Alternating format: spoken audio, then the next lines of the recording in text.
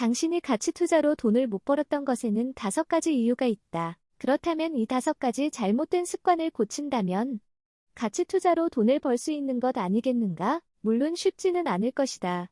가치 투자로 돈을 번 사람은 거의 없다. 하지만 큰 돈을 번 사람 중엔 반드시 가치 투자자가 있다. 잘못된 가치 투자 습관 바꾸기.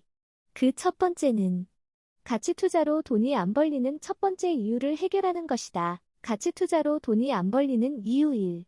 기업의 가치가 높은 것을 판단하는 것은 불가능에 가깝다. 기업의 가치를 판별해서 높은 가치의 회사를 사는 것이 가치 투자인데 기업의 가치를 판단하는 것이 거의 불가능하다니. 그렇다면 애초에 가치 투자는 불가능한 것이 아닌가? 이 지점이 가치 투자로 돈을 번 사람이 거의 없는 원인 중 하나이다. 그러나 우리는 돈을 벌어야 한다.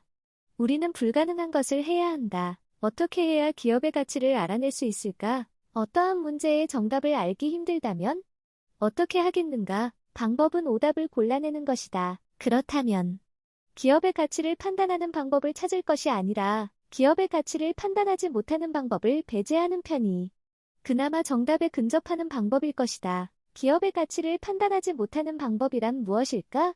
1. 뉴스를 보지 않는다. 어떠한 회사가 전망이 좋다는 기사가 떴다고 하자. 이런 회사를 사면 돈을 벌 수 있을까? 돈을 벌 수 있다면 주식이란 정보를 빠르게 찾아내면 승리하는 게임일 것이다. 그러나 뉴스를 보고 주식을 산 사람들은 거의 패배하고 때로는 크게 물리는 패배를 겪고 만다. 따라서 우리는 뉴스를 보고 주식을 사지 말아야 한다. 이 타인의 의견을 듣지 않는다. 기업의 가치를 판단하기가 이렇게 힘이 든데 그 누가 주가가 오를지 내릴지 알 수 있다는 것인가? 애초에 그 가치를 판단할 수 있는 능력자라면 지금 우리와 있지 않고 인생을 즐기며 살거나 엄청난 명예 속에서 살고 있을 것이다. 따라서 우리는 누가 어떤 기업이 좋다고 하는 말은 배제해야 한다. 3. 증권가 리포트를 보지 않는다. 증권가의 주식 승률은 어떻게 될까?